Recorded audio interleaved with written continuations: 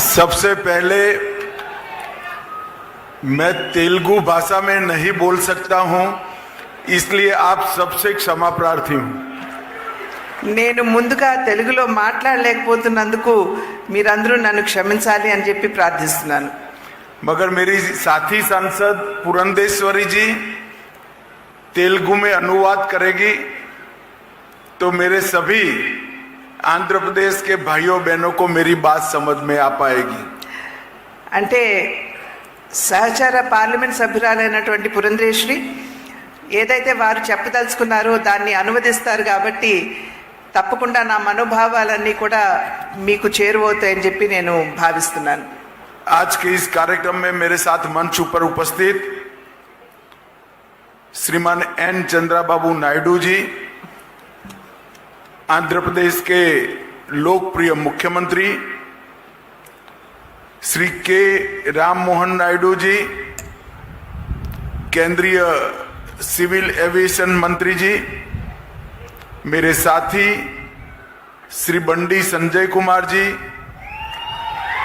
MOS home ministry Shri Bhupathi Raju Srinivas Varma, central इस्पात मंत्री श्री के पवन कल्याण, उप मुख्यमंत्री आंध्र प्रदेश श्री नारा लोकेश जी, मंत्री आंध्र प्रदेश की गृह मंत्री बहन अनीता जी, भारतीय जनता पार्टी की प्रदेश अध्यक्षा श्रीमती डी पुरंदेश्वरी जी, हमारे गृह सचिव श्री गोविंद मोहन जी, महानिर्देशक NDRF श्री पीयूष आनंद जी, और आज यहां पर उपस्थित NDRF के सभी जवानों और प्यारे भाई और बहनों, आप सभी को नमस्कार. వేదిక మీద ఉన్నటువంటి రాష్ట్ర ముఖ్యమంత్రి వర్యులైనటువంటి నారా చంద్రబాబు నాయుడు గారికి, ఉప ముఖ్యమంత్రి వర్యులు పవన్ కళ్యాణ్ గారికి, వేదిక మీద ఉన్నటువంటి ప్రతి ఒక్క విశిష్ట అతిథికి పేరు పేరున వారి పేరు ఉటంకించారు. వారందరికీ, వారితో పాటుగా ఇక్కడ ఉన్నటువంటి NDRF సోదర సోదరి మండలికి అందరికీ కూడా వారి నమస్కారాలు తెలియజేస్తున్నారు. मित्रों, आज यहां पर 3 कार्यक्रम एक साथ है. आज के ही दिन NDRF की स्थापना हुई थी. आज NDRF का 20वां स्थापना दिन है. ఈ రోజు ఇక్కడ మనం 3 కార్యక్రమాలు నిర్వహించుకుంటున్నాము. ఇవాళే NDRF కి సంబంధించినటువంటి 20వ వార్షికోత్సవాన్ని ఇక్కడ ముందుగా మనం అందరం కూడా నిర్వహించుకుంటున్నాము. दूसरा, national institute of disaster management NIDM का दक्षिण भारत के सभी राज्य और केंद्र शासित प्रदेशों के परिसर का आज यहां पर उद्घाटन किया गया. అదేవిధంగా national institute of disaster management NIDM కి సంబంధించినటువంటి, అంటే దక్షిణ భారతదేశంలో ఉన్నటువంటి రాష్ట్రాలు, వాటితో పాటుగా యూనియన్ టెరిటరీస్ ఉన్నటువంటి వాటికి సంబంధించినటువంటి NIDM ని ఇవాళ ఇక్కడ మనం ప్రారంభం చేసుకుంటున్నాం. और इसके साथ ही NDRF की 10वीं वाहिनी का भी, उसके संपूर्ण कामकाज के अनुरूप बिल्डिंगों का भी उद्घाटन करने का काम हुआ है. అదేవిధంగా మూడవది NDRF కి సంబంధించినటువంటి 10వ బెటాలియన్ కి సంబంధించినటువంటి ఏదైతే ఇక్కడ సముదాయం ఉందో దాన్ని కూడా ఇవాళ మనం ఇక్కడ ప్రారంభించుకోవడం జరుగుతుంది. सबसे पहले मैं चुनाव के बाद पहली बार सार्वजनिक कार्यक्रम में आया हूं, तब आंध्र प्रदेश की जनता को श्री नरेंद्र मोदी और N चंद्राबाबू नायडू के नेतृत्व में विधानसभा और लोकसभा दोनों में प्रचंड बहुमत से जिताने के लिए आप सभी का धन्यवाद करता हूं. ముందుగా ఎన్నికలు అయిన వెనువెంటనే మొట్టమొదటిసారిగా నేను ఈ రాష్ట్రానికి వస్తున్నటువంటి సందర్భంలో ప్రధాని నరేంద్ర మోడీ గారు అదేవిధంగా రాష్ట్ర ముఖ్యమంత్రి వర్యులు చంద్రబాబు నాయుడు గారి నేతృత్వంలో మనం ఎన్నికలకు వెళ్ళినప్పుడు మీరందరూ అనూహ్యమైనటువంటి విజయాన్ని అందించినందుకు మీ అందరికీ కూడా పేరు పేరున నా ధన్యవాదాలు తెలియజేస్తున్నాను. मित्रों, ईश्वर ने भेजी हुई आपदा होती है, डिजास्टर ईश्वर जब भेजता है तो एनडीआरएफ काम में आता है, और मैन मेड डिजास्टर जब होता है तब एनडीए काम में आता है. ఎప్పుడైనా సరే ప్రకృతికి సంబంధించినటువంటి ప్రమాదం వాటిల్లినప్పుడు ఎన్డీఆర్ఎఫ్ ముందొచ్చి వారి సేవలను అందిస్తారు. కానీ మనుషుల మాధ్యమంగా వచ్చినటువంటి ప్రమాదాలు ఏవైతే ఉంటాయో వాటిని ఆదుకోవడానికి ఎన్డీఏ ముందుకు వస్తుందని చెప్పి మీకు తెలియజేస్తున్నాను. 2014 से 19 5 साल अपार संभावनाओं वाले राज्य आंध्र प्रदेश की जिस प्रकार से दुर्गति हुई वो मैन मेड डिजास्टर था. 2019వ సంవత్సరం నుండి 5 సంవత్సరాల పాటు ఏదైతే అమితమైనటువంటి సామర్థ్యం ఉన్నటువంటి ఆంధ్ర రాష్ట్రాన్ని ఏ విధంగా ధ్వంసం చేశారో మనందరికీ తెలియనటువంటి విషయం కాదు. అది మనుషుల చేత వచ్చినటువంటి ప్రమాదంగా మనం అందరం కూడా గమనించాలి. और मैं आज आंध्र प्रदेश की जनता को विश्वास दिलाना चाहता हूं कि आपके 5 साल जो व्यर्थ गए हैं इसकी चिंता मत करना. 3 गुना स्पीड से चंद्रबाबू जी और मोदी जी की जोड़ी आंध्र प्रदेश का विकास करेगी. ఈ రోజు మనం గడిచిన 5 సంవత్సరాల కాలం ఏదైతే మనం కోల్పోయామో, అన్ని అవసరాలు ఉన్నా కూడా మనం కోల్పోయామో, దాని గురించి మీరెవరూ చింతించవలసినటువంటి అవసరం లేదు.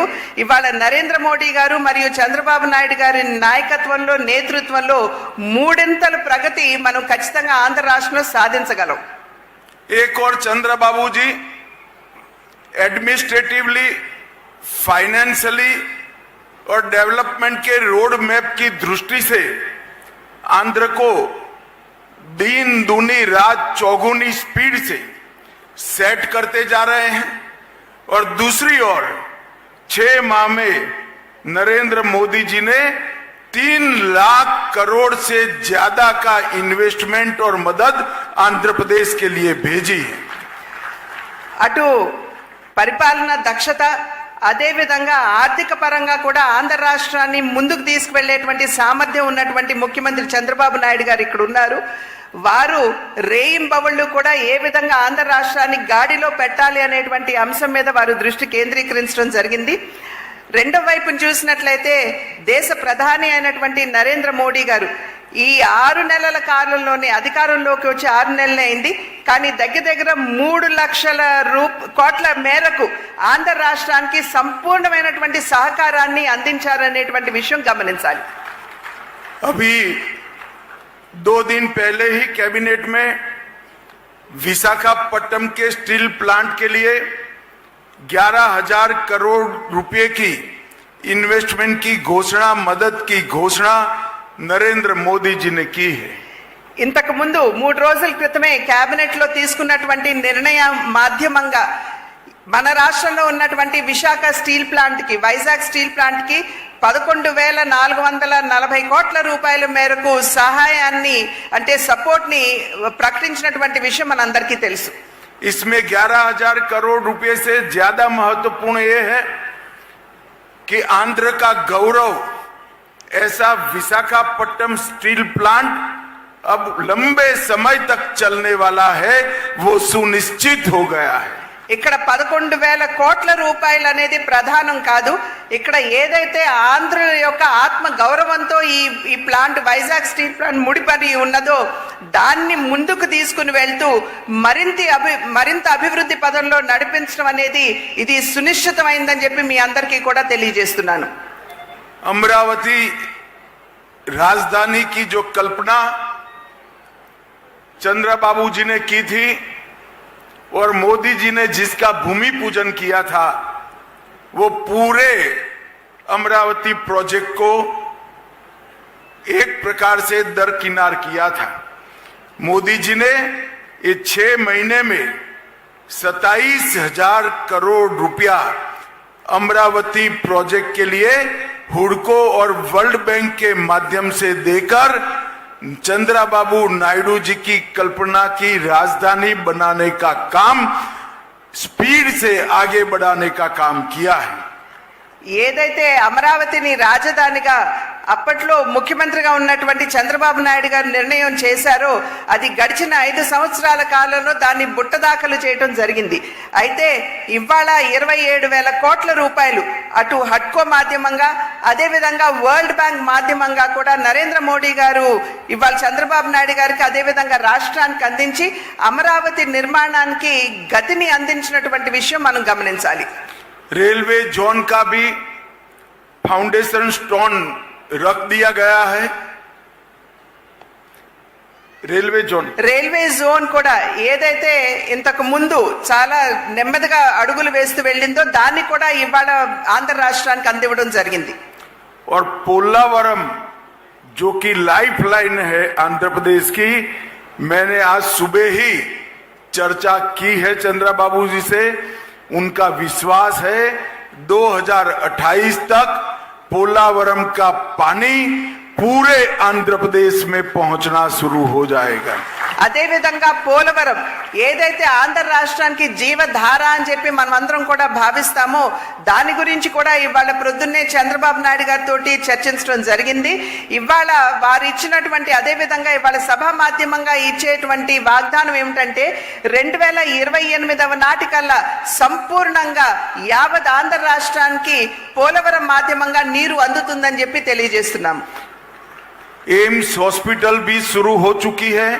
1600 करोड़ के खर्चे, उसका काम भी शुरू हो गया है 1600 करोड़ के खर्चे से।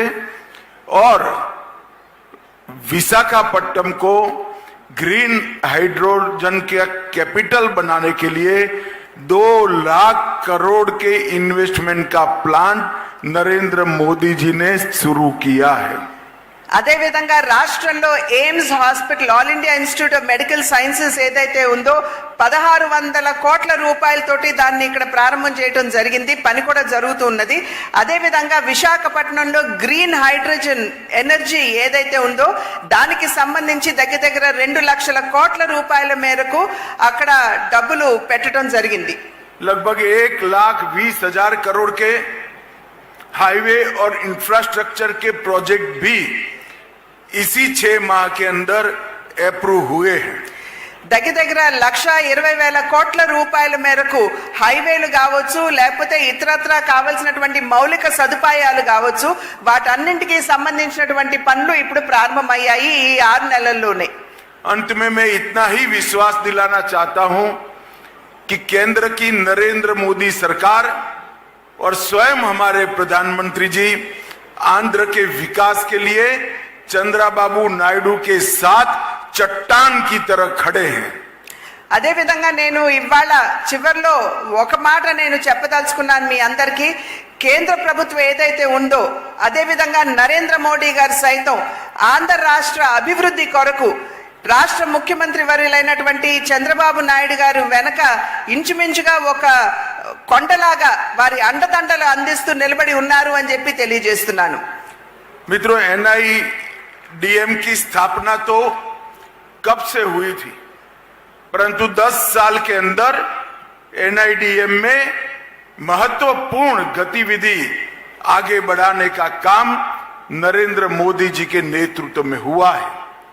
NIDM ఏదైతే ఉందో 10 సంవత్సరాల క్రితం ఇక్కడ స్థాపించడం జరిగింది. అప్పటి నుండి నేటి వరకు కూడా అద్భుతమైనటువంటి పనితీరు వారు చూపించారు. నరేంద్ర మోడీ గారు కూడా అన్ని విధాల NIDM కి వారి సహకారాన్ని అందిస్తున్నారు. डिजास्टर मैनेजमेंट का काम